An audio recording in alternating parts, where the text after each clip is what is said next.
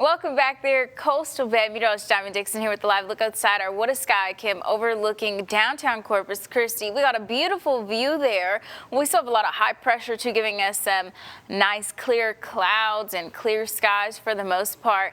And it was cooler today, so we had a bit of break from those higher temperatures that we saw last week. And now we're all kind of in the upper 60s, low 70s, so 70 for Ingleside, 68 for Corpus Christi, 67 there for Robstown, also 70 for Mathis, a little cooler there in Beeville at 64 degrees, also in the 60s along the coast there.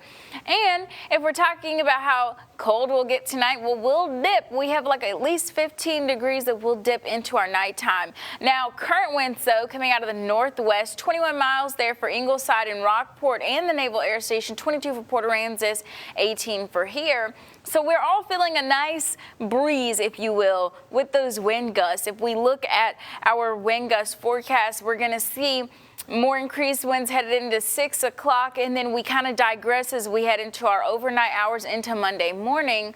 Nonetheless, by Monday morning, we'll still about 24, 26 miles per hour with wind gusts.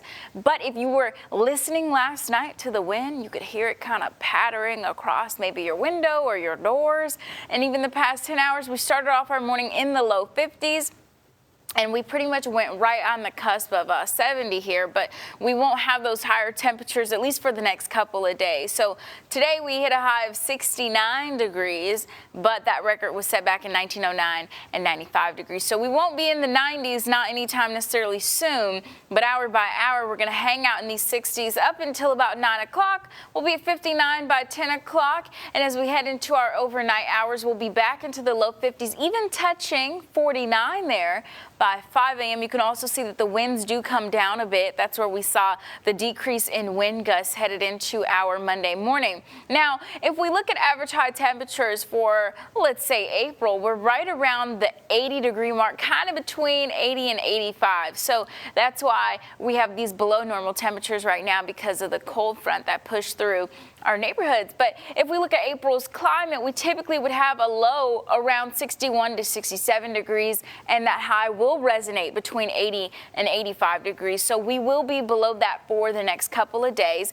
And if we look at our forecast high temperatures, we're going to be below normal just until about Tuesday, because Wednesday, more moisture comes back into the forecast, not necessarily rain chances, but just warmth, and we'll be above normal well until the following week. So muggy meter-wise, well, we're going to be a little bit dry up until, like I said, Wednesday, because the cold front brought us cold, dry air. So we will return to muggy and humid at the end of the week. But as far as our dew points, we're kind of actually now into the dry range and less than that, whereas yesterday we were in a comfortable range, slightly muggy. But that's what those cold fronts do. But hey, you stick around. I'll be back after the break with your 7-day.